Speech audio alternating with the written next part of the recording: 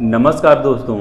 तो ध्रुव राठी ने एक वीडियो बनाया है दोस्तों अरविंद केजरीवाल के गिरफ्तारी पर, जिसमें उन्होंने बताया है कि किस तरह से हमारे देश से लोकतंत्र को ख़त्म किया जा रहा है, किस तरह से हमारे देश के लीडर अपनी पावर का मिसयूज कर रहे हैं। दोस्तों, जिस तरह से हमारे देश में लोकतंत्र का गला घोटा जा रहा है, जिस तरह से हमारे देश की मीडिया चुपचाप तमाशा देख रही है, इसको देखने के बाद तो यही लगता है कि अब तो शायद सच में हमारे देश में डिक्टेटरशिप आने वाली है।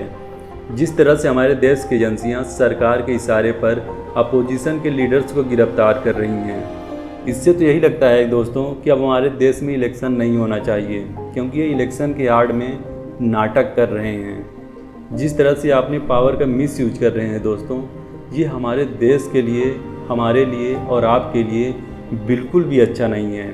इसके लिए हमें और आपको आगे आना पड़ेगा।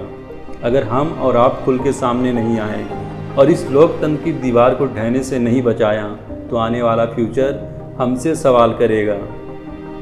आने वाली पीढ़ियां हमसे सवाल करेंगी कि हमारे देश से लोकतंत्र को कैसे ख़त्म कर दिया गया और आप चुपचाप तमाशा कैसे देखते रहे।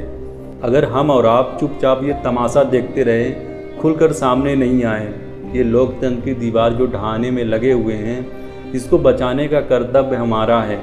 सिर्फ और सिर्फ मीडिया का नहीं है, सिर्फ और सिर्फ नेताओं का नहीं है। दोस्तों, जिस तरह से ये 400 प्लस का एजेंडा चला रहे हैं, अगर ये 400 प्लस इनको सीट मिल गई तो यकीन करो ये हमारे देश के कॉन्स्टिट्यूशन को ही चेंज कर देंगे और उसके बाद हमारे देश में सिर्फ और सिर्फ तानाशाही चलेगी।